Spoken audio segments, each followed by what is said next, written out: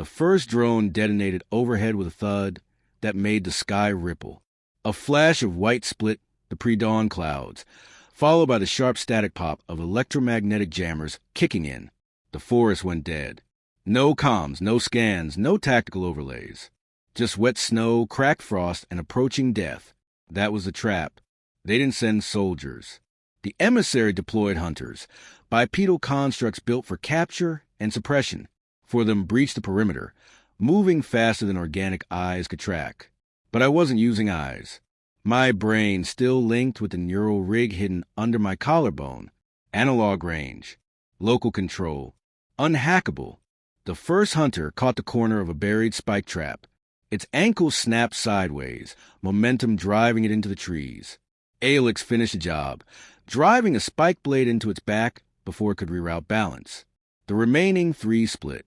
1 toward the ridge. 2 circled wide. They were testing responses. I gave them 1, pulled a repeater charge from the ridge beacon and lobbed it high. It detonated midair, nothing visible, but the effect was immediate. The snow buckled. The entire field hummed. Then came the screams. Not from us. Behind the second wave, the emissary had brought handlers, organics, hybrids like Aelix once was, not born for war, but for retrieval. And they weren't built to withstand the old human minds we left on dead colonies. The scream was short. Wet. The forest ate the rest. We pulled back to the fallback site, a crater rim dug into the earth and reinforced with steel composite long before any of us arrived. A relic from wars no one bothered to remember. It was a graveyard now, and we were giving it new bodies. She carried 1 child on her back, the other beside her. Both were silent, watching, processing. I didn't speak to them. I didn't need to. They saw what they had to become, and they weren't afraid. That scared me more than anything. They're adapting, she whispered, setting them down in the bunker, faster than I did. They were born free, I said. You weren't. She touched my shoulder, not for comfort, but solidarity. That matters. It did. I activated the sentry array buried beneath the crater lip. Turrets whirred to life. Ancient but still hungry. Targets moved in the tree lean. Small squads, likely support units meant to recover what the hunters couldn't. They'd already begun scanning the terrain, recalibrating their cloaks. They'll breach from the east, I said. Then we push west. They'll expect it. She looked at her children. Then we surprised them. They moved first. The children, not the enemy. Without warning, the boys sprinted toward the embankment, fingers glowing faintly with inherited biocircuitry. The girl followed, slower, more deliberate. I almost shouted, but Aelix stopped me with a look. They're not helpless, she said. The boy reached the top of the ridge and slammed his hand to the dirt. The snow melted in a perfect circle around him. The hunter nearest him staggered, optics failing, joints seizing. He pulsed again. The machine collapsed. EMP resonance. I whispered. He's broadcasting. They're evolving with stress, Aelix said. The more pressure they feel, the more capabilities unlock. The girl reached the edge and swept her hand upward. A wall of ice surged from the ground, shielding the approach from enemy fire. A turret behind her spat molten metal through the gaps, turning incoming targets to meat and scrap. The emissary had underestimated them, but they wouldn't do it twice. The sky darkened. I looked up, heart stalling. A ship, not a transport, a collector. It hovered in silence, its hull glowing with veins of violet energy. Its purpose wasn't retrieval. It was containment. Atmospheric scramblers activated. The air shifted. The ground trembled. They were about to level the entire region. I turned to Aelix. They want to erase the terrain. They can't, she said. Not without proof of death. They don't need proof. They'll burn the whole continent. She didn't flinch. Then we buried them first. We activated the fallback failsafe, an old-world warhead. Not nuclear. Kinetic, meant to collapse entire mountain ranges. A blunt, prehistoric weapon compared to what the emissary wielded. But it didn't require guidance. Only timing. I synchronized the countdown. 1 minute. We had 60 seconds to clear the crater or die with our boots on. Alex grabbed both children. I took the ridge. We moved as one, sprinting across old minefields and buried regrets. Drones dropped from the sky, firing scatter beams that lit up the forest like a strobe. One clipped my shoulder. I staggered. She caught me mid-stride. "You fall," she said. "We all fall." I kept moving. The ship adjusted altitude, descending to confirm the kill zone. 10 seconds left. We dove into the cave mouth, at the northern end of the ravine. The warhead detonated. There was no sound, just a white bloom that swallowed the forest, the ridge, the bunker, and the low-hovering collector ship. The impact crater stretched for kilometers. The air turned to glass. The sky split. When I woke, it was dark, not quiet. The children were whispering, one to the other, practicing words. Earth words. Alex sat near the tunnel entrance, eyes closed, pulse steady. "You stayed conscious?" I asked, voice cracked. "Someone had to drag your body." "You dragged me?" "They did," she nodded toward the kids. I sat up, ribs screaming. "We win. For now. They'll be back. But not today." The boy looked at me. "You were hurt." "Not the first time. Not the last either," Alex added. I stood slowly. The world outside was different now. Ash blanketed everything. Trees broken. Air thick with static. And yet quiet, for the first time in weeks. We moved again. This time east, beyond the glacier shelf. Toward the forgotten listening posts where human signals still flickered like dying stars. Along the way, the children continued to adapt. The boy began altering frequencies with his voice, breaking into sealed transmitters without tools. The girl developed a sense for danger seconds before it arrived. Reflexes wired into instinct. They weren't weapons. They were warnings, proof of what came next.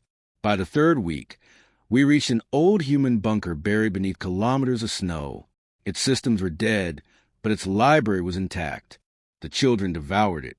Languages, history, culture, not just tactics, identity. I watched as they built a fire in the dead center of the war room, surrounded by holos of forgotten battles.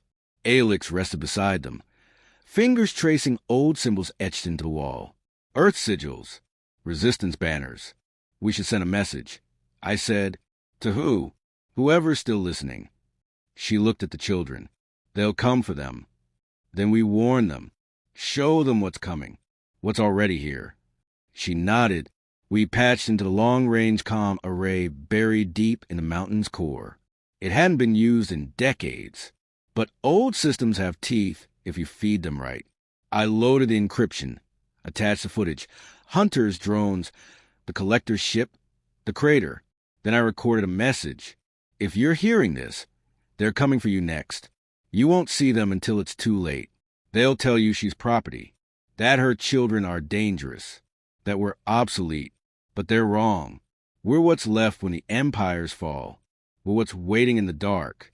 And we don't die quietly." I hit send.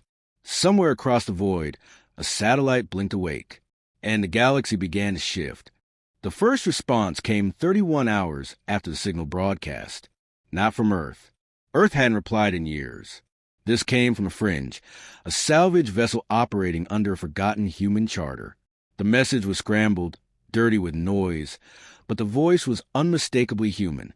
Female, hardened, curious. Receive your warning. No affiliation, no orders, just passing through. But if you're still breathing, we'd like to talk. We didn't answer immediately. Alex didn't trust it. I didn't blame her.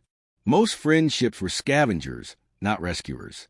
They followed distress signals not to help, but to strip whatever tech was left behind. But this one came alone. No convoy, no fleet tag, just a name scratched into an old human tongue. Revenger's Mercy. They touched down on the plateau above the bunker, 2 kilometers west of our position. Small crew, 5, maybe 6, all human, judging by the heat signatures. No emissary implants. No hybrid cores. I still made the children hide. The woman who approached us was older than me, Skin like leather, eyes that had seen too many years of war. She wore a coat made from stitched hazard flags, and her weapon wasn't standard issue. It was handcrafted, bone-lined. A killer's tool, not a soldier's. "You the one sent the crater broadcast?" she asked. "Depends who's asking." Captain Aileen Ward. Independent salvage. Ex-military, long retired. "I'm not here to steal your kids or sell coordinates. I saw your footage. I've fought those bastards.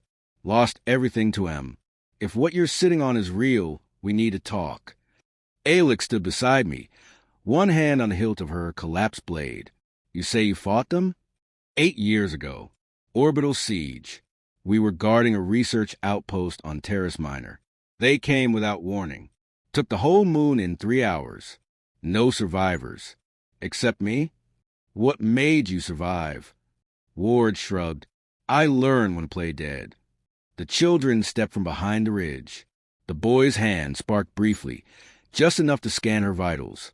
She didn't flinch. You let them do that? Ward asked. They're smarter than both of us combined. Ward nodded. I can respect that. We brought her into the bunker. She didn't gawk at the tech, didn't poke at the systems. She moved like someone who'd already seen worse. Sat beside the fire, accepted water. Listen, you want help, she said eventually. You'll need more than me. But I know someone who's been tracking emissary incursions. Name's Kale Run. Used to be Intel. Now runs an outpost in the Cinder Quadrant. Dangerous space. But if he sees what you've got, he'll light up every damn relay between here and Seoul. Alex leaned forward. You're offering to take us there? I'm offering a ride. You survive the trip, maybe we all walk away stronger. We left that night. The Revenger's mercy wasn't pretty, but it flew silent and fast. The children adapted to zero-G like they were born for it. I watched them explore the bulkheads, rewiring minor circuits with intuitive gestures. Alex helped Ward reroute power through a half-dead shield array. I handled the weapon station. We didn't trust the stars, and they didn't trust us back. 3 days into the jump, we picked up a tail. Not emissary. Worse. A slaver frigate operating under emissary blind spot protocols. Hybrid crew, mostly human, enhanced with stolen tech. The Mercy couldn't outrun it, so we turned and waited. They hailed us, offered terms, said they only wanted the children. Ward replied with a missile. The frigate survived the first salvo. Close distance. Latched onto the hull with grappling hooks. Boarding pods deployed. One hit the cargo bay. We met them with steel. The girl moved first, a flash of frost and momentum. Her palm froze the floor beneath the intruders, locking their boots in place. The boy followed, punching waves of EMP through the walls, frying their optics. Alex killed the first 3 with a silent blade dance. Ward shot the rest. I held the flank. One of the hybrids broke through the chaos and grabbed the boy, injecting a needle into his arm. I shot the hybrid through the skull. Too late. The boy screamed. Alex ripped the injector out, crushed it in her fist. What did they give him? I asked. Locator tag. Emissary grade. Ward's face darkened. They're coming. We didn't wait. We stripped the slaver ship for scrap and dumped its remains into a gravity well. Then we rerouted our course, skipping through illegal warp corridors barely stable enough for a fighter, let alone a freighter. The ship groaned with stress. But we made it to Cinder. Kale Run wasn't what I expected. He lived inside a mountain of metal and rust, surrounded by solar cannons and orbital mines. A voice-only AI scanned us for 15 minutes before letting us in. When the doors finally opened, a man in his 60s stepped out, dressed like a farmer, eyes like a predator. He didn't say hello. He looked at the boy and said, You've got the mark. I know, the boy replied. Kale turned to Ward. You brought them here? I did. You trust them? No. But you believe in them? I believe they'll survive. Kale nodded. That's enough. We showed him the data, the footage, the ruins, the collector ship, the warhead crater. He never blinked. This changes everything, he said. I'll send it up the chain. There's still a chain? I asked. Not much of one, but we're still out there. Ghost fleets, cold bunkers, a few AI warbands. Enough to be annoying, not enough to win. He smiled. Depends how loud your children scream. We stayed 3 days. Kale's outpost wasn't safe, but it was stable. The children trained with his augmented instructors, learned tactics, pressure points, reflex modulation. They absorbed everything. I watched the boy stop a drone with a glance. Watched the girl disarm a veteran without drawing blood. They're not children, I said to Alix one night. They're hope, she answered. Before we left, Kale handed me a chip. Coordinates. Safe house. You'll need it when they come for you again. Why help us? He paused. Because once we failed your kind. She was left behind. They made you run. This time we don't. War dropped us off on the edge of a dead system. Asteroids large enough to hide in. A bunkered colony beneath the crust of a broken moon. She didn't stay. If you survive, she said, call me. If we don't die stupid. Then she jumped. We sealed the colony behind us. Alix made a fire from repurposed reactor coils. The children drew symbols in the dust. Not words. Warnings. They were no longer afraid of the dark. Because now, the dark was afraid of them.